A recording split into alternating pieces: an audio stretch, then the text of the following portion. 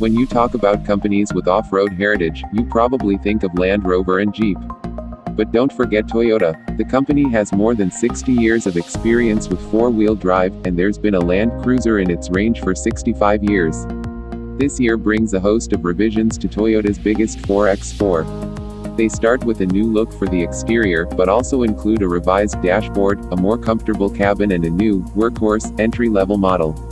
In any case, our first experience of the new Land Cruiser comes at the contrary end of the range, the Invincible, which costs well-finished $69,000. This being a Land Cruiser, at any rate a portion of the progressions are for simply down-to-earth reasons. So while the grille and headlights are new, they're set higher to enhance the car's off-road capacity, and there's presently a plunge in the focal point of the cap to give the driver better perceivability.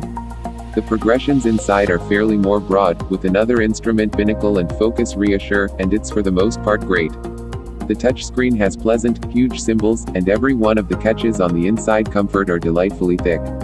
In any case, the points of interest let it down. A portion of the plastics aren't as tasteful as you'd need in a $69,000 car, and nor is the computerized show for the aircon and clock. On the in addition to side, this huge car has a lot of room inside. The driver sits high up, yet still appreciates heaps of head and legroom. What's more, in spite of the second column being set somewhat higher than the front seats, space isn't an issue, at any rate for the external two passengers.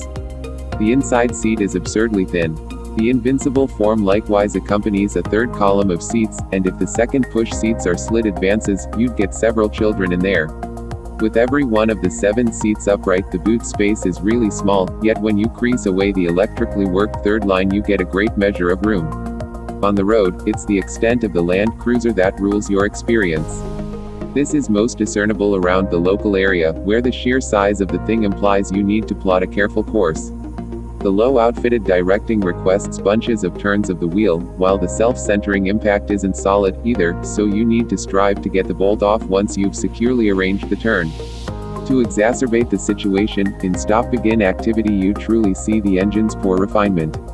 Indeed, even out of gear, it causes the controlling wheel to vibrate, and once you pull away, the blunt note of the 2.8-liter turbodiesel makes you completely mindful of how hard it's working. The ride is firm at low speeds and, even on the motorway, it never settles down like a Land Rover or Volvo. There's a great deal of body come in corners, and you can feel the nose rising and falling when you go ahead and off the throttle and brakes. All things considered, go off-road and the Land Cruiser makes its mark. Sloppy banks and rough outcrops are what it was made for. With its essential capacity upgraded by all way of electronic wizardry, it's up there with Land Rovers as one of the absolute best off-roaders on the planet. Inconvenience is, a great many people will invest a large portion of their energy in landing area. What's more, that is not playing to the car's qualities.